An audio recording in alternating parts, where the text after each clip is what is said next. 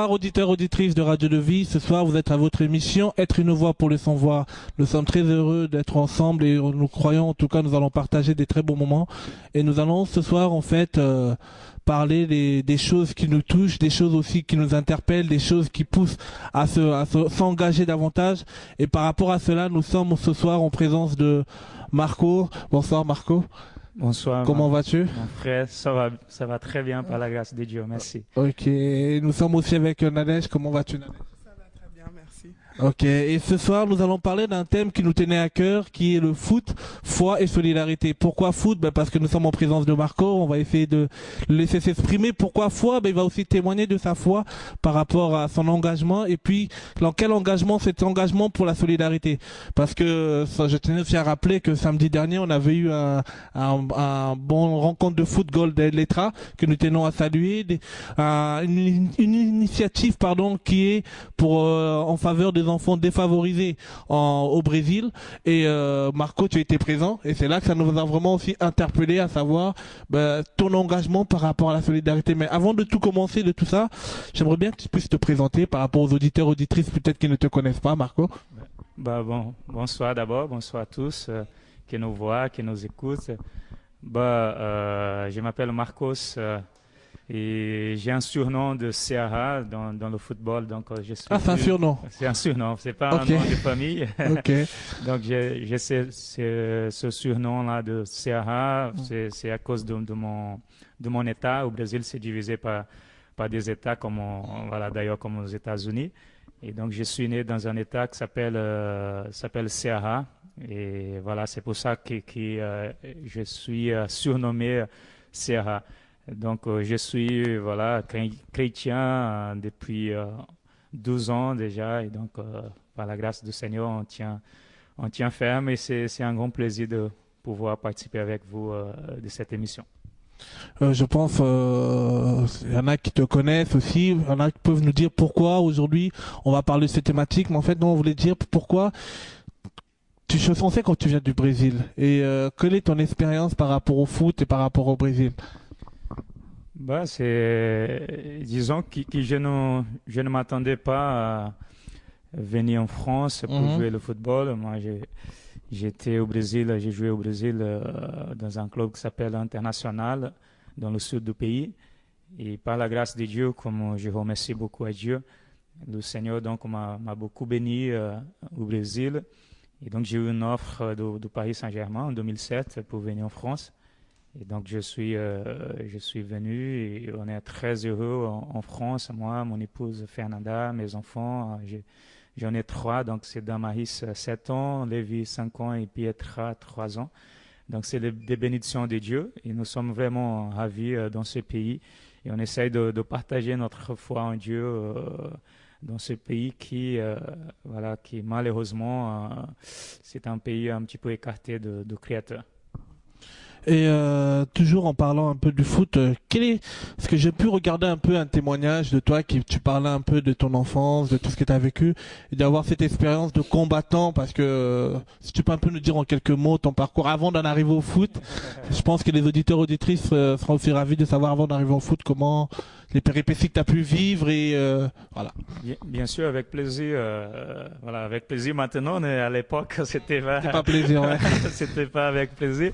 Donc j'ai vécu dans le nord-est du Brésil. C'était plutôt dans la ferme.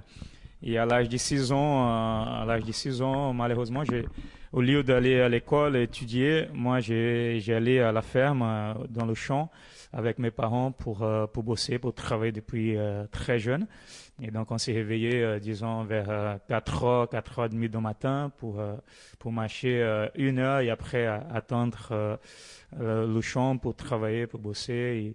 Et donc c'était comme ça jusqu'à l'âge d'11 ans. Donc c'était 5 ans difficiles que je me souviens, bien sûr. Les 6 ans en arrière, là, je me souviens pas trop. Mais on a vécu vraiment de pas mal de choses difficiles. Par exemple, il y a eu pas mal de fois qu'on n'avait pas quoi manger et donc on s'attendait vraiment à un miracle de la part de Dieu en tant qu'on était déjà croyants, mais on était plutôt religieux qui vraiment attachés avec Dieu. Et voilà, et donc on mangeait souvent de la farine, et après on buvait de l'eau pour essayer voilà, de gonfler un petit peu le ventre et après être rassasié. Et voilà, c'était comme ça ma vie jusqu'à 11 ans. Et donc, lorsque ma maman elle a eu l'idée de quitter la ferme et de déménager vers São Paulo, la grande ville du Brésil. Et en arrivant à São Paulo, nous sommes installés dans les favelas. On n'avait pas les moyens de louer une bonne maison. Et donc, on habitait pas mal de temps dans les favelas. Et mon frère m'a inscrit dans une école de football. Et là, à travers le football, c'était mis en moi, toute ma famille a mis vraiment l'espoir en moi à travers le football. Et à l'âge de 13 pour 14 ans, je suis allé dans un club qui s'appelle Santos pour faire un essai. Et par la grâce de Dieu, j'ai aussi passé dans l'essai. Et donc, je me suis installé dans le centre de formation. Et là, ça a commencé mon parcours dans le football, dans la difficulté, mais voilà, toujours croyant que Dieu pouvait m'aider. Jusqu'au moment, quand j'avais 18 ans, que là, c'était le moment que j'ai fait vraiment l'engagement avec Dieu. J'ai ouvert mon cœur à Jésus et j'ai invité Jésus d'habiter dans mon cœur, dans ma vie, et de vraiment guider mon chemin et tout ce qu'il avait préparé pour moi, car les voies de Dieu sont vraiment plus hautes que les miennes, que les nôtres, et les chemins du Seigneur également sont plus hauts que les nôtres. Vous voyez, et donc je croyais que Dieu il avait des grandes choses pour moi, surtout dans le football. Et voilà, c'est ça qui s'est passé dans ma vie. Et par la grâce du Seigneur, je suis ici avec vous en France maintenant. Et qu'est-ce que cette expérience de la vie a apporté à votre caractère aujourd'hui? Beaucoup, hein, beaucoup, parce que moi, je n'oublie jamais tout ce que j'ai vécu dans ma vie au Brésil.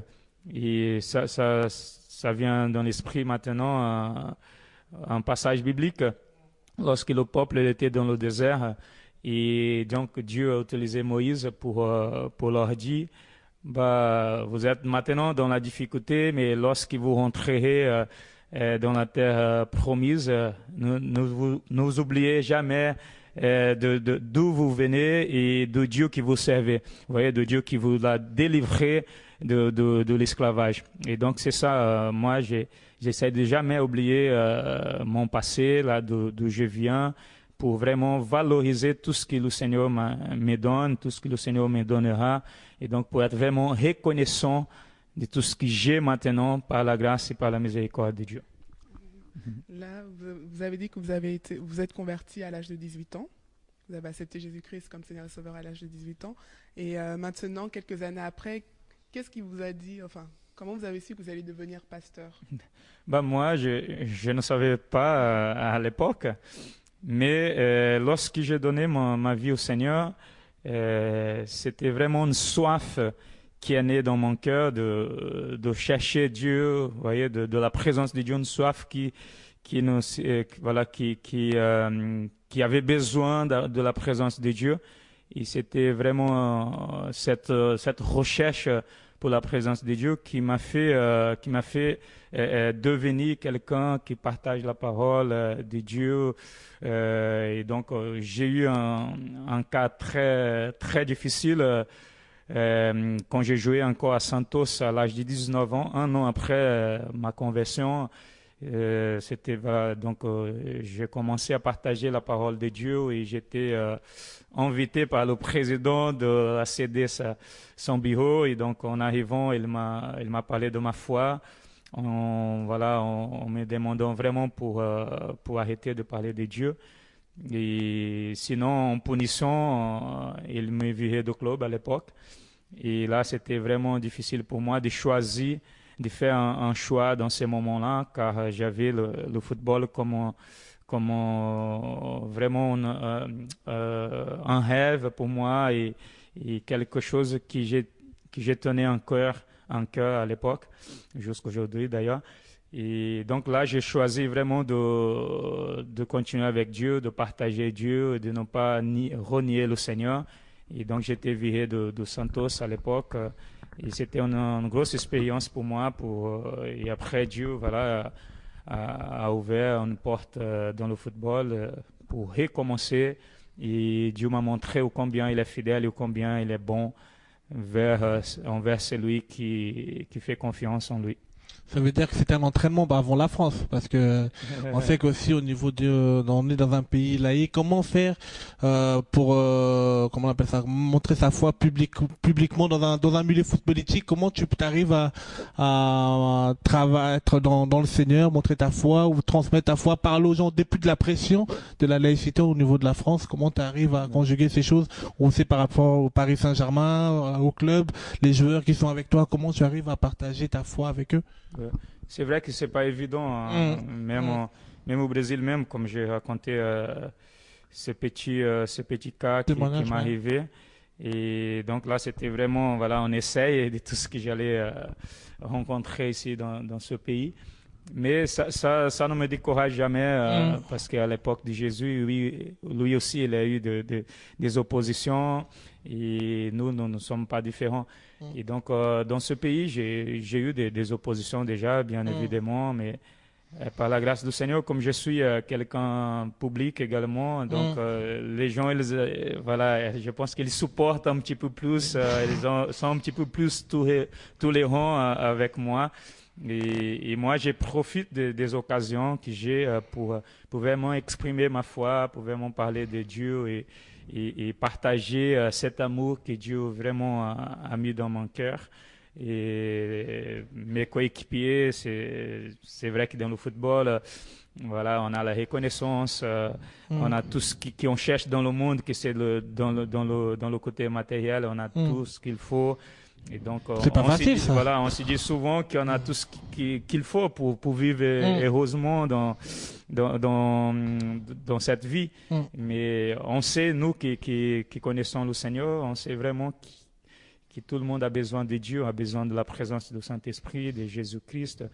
Et c'est ça que j'essaie de partager. C'est pas facile, mais il y a quelques-uns qui sont déjà dans cette façon.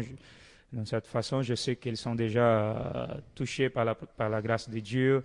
T'en connais certains que nous, peut-être, on ne connaît pas, que nous sommes dans... c'est pas évident de parler les noms parce que, voilà, vous connaissez le pays qu'on vit. Si après, on dit un nom, l'autre, après, on dit, je viendrai plus à la réunion parce que... C'est clair. Voilà, et de temps en temps, des gens qui viennent comme, un petit peu dans la cachette. On ne veut pas que les gens sachent. C'est clair. Mais c'est comme ça, donc moi j'essaie vraiment de profiter des occasions en distribuant des Bibles, en partageant des DVD avec des témoignages des footballeurs, des sportifs qui sont connus dans le monde, des chrétiens en même temps. Et c'est comme ça que j'essaie de partager ma foi dans le club.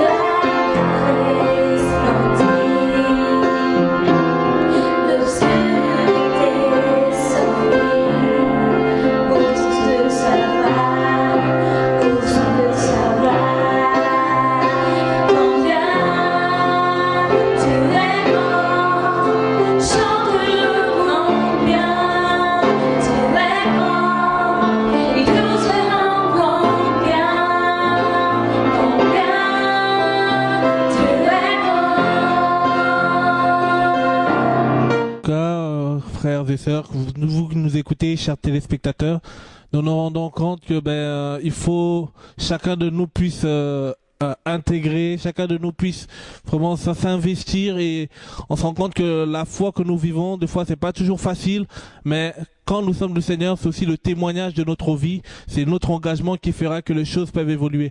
Et c'est pour cela que vraiment nous sommes contents d'être avec toi pour ce soir. Et la question qu'on voulait dire aussi, c'est que par rapport à cette émission, c'est être une voix pour les sans-voix. Ça veut dire de parler par rapport à ceux qui ne peuvent pas parler. C'est vrai que surtout dans le temps actuel, nous nous rendons compte que comment on appelle ça, la crise frappe le monde, la crise frappe. Encore là, récemment, j'ai pu voir une information, on a pu supprimer près de 300 millions d'euros normalement, ça devait être supprimé 300 millions d'euros au niveau de soutien européen par rapport aux denrées alimentaires. En gros, par rapport au Resto du Cœur, toutes ces structures qui peuvent exister. Mais merci Seigneur, cette année, normalement, il y a eu la ministre allemande qui nous a annoncé il y a 2 jours que le budget a été voté jusqu'en 2014. En 2014, ils savent pas comment ils vont faire. Mais maintenant, par rapport à tout ça, malgré la crise alimentaire, toutes ces choses, comment nous, en tant que quelqu'un engagé, connaissant les valeurs de la foi, comment nous pouvons, est-ce que vous vous investissez, quand tout à l'heure on a parlé de Golenetra, quel est votre engagement par rapport à ça? Oui, il faut, je pense que nous avons vraiment cette mission, nous, tant que chrétiens et qui connaissons de Dieu. Jésus nous demande d'aimer notre prochain comme à nous-mêmes. Et donc, il faut aller vers ceux qui ont vraiment besoin, qui sont dans la détresse, dans la nécessité financière également, qui sont démunis, et sont des gens qui ont besoin de nous. Et voilà, donc j'ai participé de ce Golenetra parce que je sais qu'Ihai, il y a ces projets dans le Brésil qui aident beaucoup d'enfants même dans le pays. Et moi, d'ailleurs, je viens de créer également un projet dans le Brésil. Ici en France, une association ici en France qui s'appelle Sierra 02. Une association ici qui a le but d'envoyer en vacances les enfants qui n'ont pas les moyens pour partir en vacances. Donc nous allons nous associer vraiment à quelques associations qui sont déjà en place. Et en visant mon pays, au Brésil, dans la ville que je suis né, c'est une ville qui s'appelle Crato. Donc c'est une ville vraiment défavorable, qui a la pauvreté qui frappe beaucoup cette région du Brésil. Et donc c'était par le football que j'ai réussi à m'en sortir de cette situation-là. Et donc c'est à travers le football que je vais essayer d'aider les enfants. Et donc nous avons déjà acheté un terrain de 10 000 mètres carrés pour construire un centre sportif pour accueillir des enfants qui sont dans la rue, des enfants qui n'ont pas les moyens pour accéder au football. Vous voyez, des enfants qui sont dans la rue, qui demandent de l'argent, qui demandent de la nourriture. Donc on va essayer vraiment d'aider leur famille et en même temps d'accueillir des enfants dans le centre pour leur enseigner le football. Et aussi même associer également la foi et partager la foi en Dieu. Nous allons construire également un auditoire pour accueillir 200, 300 personnes, et là donc pour évangéliser et pour faire des cultes, des réunions, pour attendre également la famille de ces enfants qui seront dans le centre. Et donc c'est un projet qui, dans le nom de Jésus, par la grâce de Dieu, dans le maximum 2 ans, ça sera en place, et nous allons pouvoir bénir les enfants dans cette région-là que je suis né. Vous voyez, donc c'est important d'aimer le prochain, de leur montrer l'amour de Dieu, mais aussi de leur montrer l'action. Vous voyez, parce que la foi sans les œuvres, elle est morte. Et donc vraiment, nous avons besoin de la foi, et en même temps, nous avons besoin également de mettre la foi en action, c'est-à-dire les œuvres, pour que le monde puisse voir et croire que Dieu existe et que Dieu est avec nous. En tout cas, je tiens à bénir Dieu parce que je sais qu'il y a un passage, Marco, dans 1 Pierre 2:12, qui nous dit que quand on fait ces bonnes œuvres, les gens qui ne connaissent pas Dieu, en nous voyant faire ces choses, ils sont aussi interpellés par rapport à pourquoi on fait ces choses-là désintéressées, sans distinction de race ou religion. Mais on se dit que on sait que une personne est faite à l'image de Dieu. Et comme il est fait à l'image de Dieu, Dieu aussi, c'est important pour Dieu de sauver ces personnes, d'apporter le soutien à ces personnes. Et en tout cas, nous, on tient à t'encourager par rapport à ce projet. On se rend compte qu'il y a réellement des besoins. Mais même si ce qu'on fait, c'est comme une goutte d'eau dans l'océan, mais c'est à nous de nous engager davantage pour que les personnes qui ne peuvent pas parler, pour que les personnes qui ne peuvent pas entreprendre les choses puissent arriver à un niveau énorme par rapport à ce qu'ils attendent. Parce qu'il y en a aujourd'hui, par moins de 1 euro, par exemple en Haïti, par exemple on travaille au niveau d'Haïti, des enfants vivent avec des galettes de sable. comme tu disais tout à l'heure, c'est pour cela que je me suis rendu compte, ben, le Seigneur, des fois, nous fait vivre des choses, Marco, pour qu'on soit plus sensible après. Ouais, et j'ai beaucoup aimé quand tu as dit tout à l'heure que malgré ce que tu as vécu, tu ne l'as pas oublié, parce qu'on n'oublie pas d'où on vient. Mais surtout pas, il faut pas oublier. Voilà, aujourd'hui, je me trouve par la grâce du Seigneur dans une situation voilà, qui est une situation favorable, une situation merveilleuse. Et donc, il faut vraiment regarder ceux qui n'ont pas à manger, ceux qui n'ont pas, voilà, n'ont pas des occasions dans leur vie, des opportunités, et qui, malgré voilà, un pays, disons, un pays merveilleux que c'est la France, un pays riche, et il y a pas mal de gens qui souffrent encore dans ce pays que nous vivons. Et donc, il faut regarder ces gens qui souffrent et essayer de les aider. Je pense que d'abord, il faut prier à Dieu pour que Dieu puisse amener sa présence dans ce pays. Et après, bien sûr, il faut essayer de les aider dans le niveau voilà, financier, c'est-à-dire matériel. Voilà, soit la nourriture, soit financièrement, en les aidant vraiment, en apportant cet espoir, un espoir spirituel en Dieu et aussi un espoir dans ce monde que nous vivons. Je ne sais pas si tu avais peut-être un passage qui te venait à cœur pour appuyer ce que tu disais par rapport au soutien pour nos frères et sœurs qui nous écoutent. Ouais, un passage biblique. Moi, je suis toujours interpellé par la parole de Dieu qui dit que nous devons vraiment aimer le prochain, comme Marc chapitre 12, verset 30, qui dit quand Jésus il était interrogé par les pharisiens, voilà, qui demandaient quels sont les commandements de Dieu. Et donc Jésus a répondu, le premier et le plus important, c'est aimer ton Dieu de tout ton cœur, de toute ta pensée, de toutes tes forces et toute ton âme. Et le deuxième, c'est aimer ton prochain comme à toi-même. Et donc, une fois que nous sommes en connexion avec notre Dieu dans la verticale, après nous passons à l'horizontale, qui c'est vraiment nos prochains, vous voyez, ceux qui ont besoin. Et quand on aide le prochain, c'est-à-dire que nous sommes vraiment engagés avec Dieu et Dieu est en nous et son amour est dégagé par les œuvres et les actions que nous mettons en pratique chaque jour. Amen. Et donc j'encourage tous ceux qui nous regardent et qui nous écoutent vraiment à démontrer cet amour que Dieu a mis dans votre cœur, voilà, en aidant vraiment ceux qui ont besoin de votre aide. Je ne sais pas, Nadège, si tu avais une question.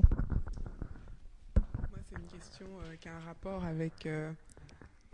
c'est pour... si des personnes, un chrétien, désire évoluer, comme tu es un personnage public, désire évoluer dans le... Enfin, être un personnage public, quel est le conseil que tu leur donnerais? Ben, moi au niveau voilà, de la... Voilà, de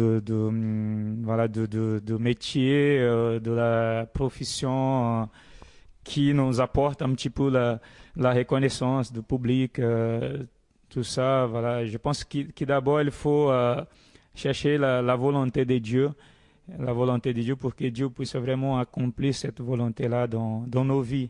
Vous voyez, parce que je pense que ça ne sert à rien d'essayer d'être voilà, quelqu'un public pour dire une fois que je serai public, je pourrai partager d'une façon voilà, différente ma foi, je pourrai toucher les gens que je ne peux pas. Oui, malheureusement, c'est une vision qui de temps en temps, ça nous trompe, vous voyez, c'est... Parce que Dieu, il dit dans sa parole, soyez fidèles dans le peu, et c'est lui qui va nous mettre vraiment devant les gens dans l'abondance, vous voyez. Et donc, quand il a des gens qui disent, il faut que je prêche devant les gens, voilà, dans un stade, des trucs comme ça, je dis, sois fidèle d'abord avec ton voisin, dans ta famille, avec ton épouse, ton mari, tes enfants, sois fidèle avec tes collègues dans ton école, et après le Seigneur va te mettre devant le public, devant ceux qui ont besoin, mais Mais je pense qu'on a, on a d'abord, on veut toujours, voilà, des choses grandes au lieu de commencer, vous voyez, de commencer par des choses petites et après, en fur et à mesure, le Seigneur va nous bénir, vous voyez. Et donc, moi, je conseille vraiment d'obéir la volonté de Dieu. C'est la volonté de Dieu pour vous qui me voyez, qui m'écoutez maintenant. C'est la volonté de Dieu, c'est que vous devenez quelqu'un public, pour que vous puissiez vraiment apporter la présence de Dieu pour ce pays, ou n'importe le pays, et que Dieu vous bénisse, et Dieu va accomplir vraiment. Mais si ce n'est pas celle-là, donc cherchez la volonté de Dieu et obéissez la volonté de Dieu, car la volonté de Dieu, elle est bonne, elle est parfaite et agréable pour votre vie. En tout cas, on bénit Dieu par rapport à toutes ces réflexions et on s'est rendu compte, sincèrement, pour appuyer ce que tu disais, faut toujours mieux commencer comme Jésus, c'est-à-dire commencer petit, finir dans la gloire, que de vouloir commencer comme Adam, on commence grand, on finit dans le péché. Parce qu'après, on se rend compte qu'on n'a pas été préparé à certaines choses et puis on se rentre dans certains concepts. Le soir arrive les pleurs, mais le matin, l'allégresse. Amen. Donc, le psalmiste, il nous invite à chanter et louer l'Éternel, même si parfois il a des pleurs, mais il dit que l'allégresse, elle va arriver également. Okay? S'il y a des moments difficiles, des moments de tristesse, des moments de blessure, mais dit, le Seigneur, il peut te guérir, il peut te donner l'allégresse. Donc, louer quand même le Seigneur ce soir, c'est dans la louange que nous pouvons voir vraiment l'effet de l'Éternel, l'effet de Dieu parmi nous. Dieu, il agira dans les louanges. Et donc, je vous invite ce soir de célébrer, d'adorer le Seigneur, même si vous êtes un petit peu attristé à cause de la journée ou des choses de la vie qui vous arrivent et qui vous attristent vraiment, et même si vous êtes blessé, si vous êtes un petit peu pas vraiment encouragé, mais célébrer l'Éternel, et c'est l'Éternel qui va te donner la joie et l'allégresse de poursuivre vraiment la vie, et d'affronter les problèmes, les soucis, les difficultés, et de les remporter dans le nom de Jésus. Amen. Donc, merci Marco par rapport à toutes ces questions, merci par rapport à toute cette réflexion.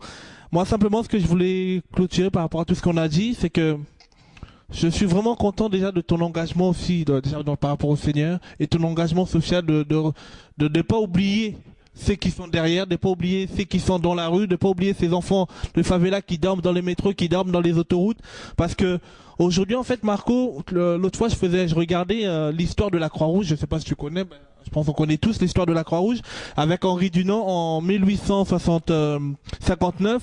C'était quelqu'un en fait qui allait à Solferino pendant la guerre en Italie, à Solferino, avec sa petite trousse de pharmacie. Il aidait les soldats, les victimes de guerre. Ça pouvait être les deux camps adverses, il les aidait. Et c'est comme ça, petit à petit, il a commencé, petit à petit, il a fait croître les choses. Mais ce qui est dommage après, c'est que par rapport à l'équipe de la Croix-Rouge, les chrétiens se sont plus ou moins désengagés. Dans le sens où on a plus rivé notre intention vers les ministries, comme tu as dit tout à l'heure. Les grands stades, remplir un stade, prêcher, tout ça c'est bien. Mais oublions pas aussi les bases. Ces bases-là, c'est aider son prochain. Ces bases-là, c'est quelqu'un que tu sais même s'il va pas te rendre ce que tu vas le faire, mais toi tu le fais parce que tu veux que le nom du Seigneur soit glorifié. Et ça fait mal aujourd'hui parce que les chrétiens se désengagent dans la solidarité. C'est pas l'argent qui va changer les gens, parce que je pense que Henri Dunant n'était pas riche. Henri Dunant était simplement quelqu'un de dévoué. Henri Dunant était quelqu'un qui mettait l'amour de Dieu en action, sans dire ce qu'il faisait peut-être, mais il agissait. Et ce que j'aime bien un proverbe qui nous dit bien faire laisser dire. Et pour ça j'avais simplement un passage pour clôturer dans Acte 3. Acte 3, on connaît tous l'histoire de cet homme boiteux dans la porte la Belle où l'apôtre Pierre et Jean allaient rencontrer quelqu'un qui était mendiant. Il était boiteux et mendiant. À chaque fois, il demandait l'aumône. À chaque fois, il avait besoin d'un soutien. Mais cet homme, quand Pierre vont lui dire, ils vont pas lui dire j'ai des millions pour toi. Ils vont pas lui dire j'ai beaucoup d'argent, je peux t'aider. Non. Il leur a dit on n'a peut-être ni or ni argent, mais en tout cas au nom de Jésus, lève-toi. C'est-à-dire, ils l'ont soutenu. Et quand ils vont lui dire, lève-toi, ils vont d'abord le fixer. Et le fixer, c'est quoi? C'est-à-dire, prendre aussi, regarder ces personnes. C'est-à-dire, prendre soin de ces personnes qui sont perdues. Montrer, voir que ces personnes ont besoin du soutien. Et après, il va leur tendre la main. Pierre va tendre la main. Nous devons tendre la main à ceux qui souffrent. Nous devons tendre la main, même à un mendiant, même si tu ne le connais pas. Mais tends-lui la main. Tu sais pas, un jour. En fait, nous avons deux bénédictions. Cette bénédiction, c'est quoi? C'est nous sommes bénis sur la terre dans le sens où le Seigneur nous fait grâce, mais nous avons un autre salaire. Notre deuxième salaire, c'est au ciel. Au ciel, personne ne pourra frauder. Au ciel, en fait, on aura un banc que personne ne peut mettre si ce n'est que toi-même, dans ton engagement. Et Pierre et Jean, ils l'ont compris. En fait, on comprend que c'est pas l'argent qui va sauver, c'est d'abord la motivation, c'est d'abord aussi la compassion. Pierre, on regardait cette personne. Est-ce que nous pouvons nous poser, regarder la Samaritaine qui souffre dans son cœur? Est-ce que nous pouvons nous poser comme cet homme pendant le bon Samaritain qui souffrait, qui était blessé? Mais tous les religieux, les Lévites qui passaient le regardaient, les pharisiens qui passaient le regardaient. Mais un homme s'est arrêté, il s'est dit non, cet homme a vraiment besoin de l'aide. Il y a beaucoup de gens autour de nous qui ont besoin de l'aide. Il y a beaucoup de gens autour de nous qui ne mangent pas. Il y a beaucoup autour de nous, quand on va dans les prisons, par exemple, dans les prisons, on se rend compte, il y a beaucoup de personnes qui sont dans la souffrance. Nous qui avons la soi-disant la vérité, nous qui sommes sauvés, nous que Dieu a fait grâce de le connaître, sommes-nous prêts? Sans vouloir monnayer l'évangile, sans vouloir je vais t'aider parce que voilà tu dois te convertir. Non, c'est pas nous qui convertissons, nous ne sommes pas des convertisseurs. Nous sommes simplement des dispensateurs de la parole, du témoignage de Christ. Et nous sommes dans un temps où les gens attendent avec un ardent désir la révélation du Fils que nous sommes. Et nous devons tendre la main à ces personnes. Et je crois une chose, que ce n'est pas l'argent qui sauve, c'est d'abord la personne de Christ. Et avec Christ, nous croyons que, avec peu que tu as, vous savez, le Seigneur, quand il a regardé ceux qui mettaient dans le panier, il n'a pas dit que l'homme riche, il donnait beaucoup, il a dit la veuve, elle a donné que 2 pièces. Elle a donné ce qu'elle avait, elle a donné son cœur. Elle a donné avec cœur, avec amour. C'est-à-dire les gens, peut-être, ils n'ont pas besoin de ton argent, mais de ton amour. Le soutien que tu apportes. L'envie de voir quelqu'un qui était peut-être inutile hier devenir utile, comme Onésime dans Philémon, l'histoire de Philémon. L'amour du Seigneur. Et en tout cas, on bénit Dieu, Marco, que le Seigneur encore t'accompagne dans cet engagement. C'est vrai que c'est pas facile de conjuguer le foot, conjuguer tout ce que tu fais, mais en tout cas, c'est une chose. C'est lui qui nous donne la force du buffle. C'est lui qui renouvelle en nous le vouloir et le faire. Et je ne sais pas si tu avais un mot pour la fin par rapport à tout ce qu'on a pu développer. D'abord, je voulais vous remercier pour cette opportunité de partager ma foi, de partager tout ce que le Seigneur a mis dans mon cœur et il fait dans ma vie également. Mais je laisse un verset biblique dans Psaume chapitre 37, verset 5. « Recommande ton sort à l'Éternel, fais-lui confiance et il agira. » Et donc, c'est ça que nous devons faire, de recommander vraiment notre sort, notre vie dans les mains de l'Éternel et fais-lui confiance, vraiment. Parfois, nous faisons confiance à beaucoup de personnes, aux amis, aux patrons, et enfin, l'argent, au diplôme, tout ce que nous avons, les qualités, les talents. Et nous oublions l'Éternel, notre Dieu, créateur du ciel et de la terre, qui nous a créés, qui nous a fait. Et donc, c'est à lui que nous devons vraiment mettre notre confiance, car c'est lui qui a la puissance pour agir dans nos vies et pour nous emmener là où il est déjà déterminé depuis la fondation du monde. Donc, que Dieu vous bénisse à tous et soyez bénis dans la paix du Seigneur. Un mot pour la fin. En tout cas, nous, on tient à bénir le Seigneur. Nous sommes à la fin de notre émission. Nous vous donnons rendez-vous le 26 novembre au gymnase Colette Besson en 91 à Courcouronne, à la rue Plessis-Briand. Venez voir des autres associations parce que notre optique, ce n'est pas de créer le royaume du pain quotidien. Il y a des personnes qui travaillent comme le sel, comme Mimosa, comme tant d'autres associations caritatives qui travaillent dans le monde. Nous nous retrouvons tous ensemble pour montrer le travail, pour aussi nous encourager dans notre engagement, que ce soit les portes ouvertes. Nous nous retrouvons tous le 26 novembre de 12h30 à 17h pour partager ensemble, pour aussi montrer l'œuvre, l'amour de Dieu en action. Et je crois que le Seigneur encore nous fera du bien avec un concert gospel, beaucoup d'autres artistes qui seront là, mais surtout c'est que le Seigneur soit là et c'est ce qui le ferait le plus important. Malheureusement Marco, tu pourras pas être parmi nous parce que tu es à Marseille, mais en tout cas que le Seigneur t'accompagne et pense à nous dans la prière, nous penserons aussi à toi par rapport à tes projets. Restez à l'écoute sur la radio de vie, être une voix pour de son voix, que Dieu vous bénisse. À très bientôt, au revoir, merci.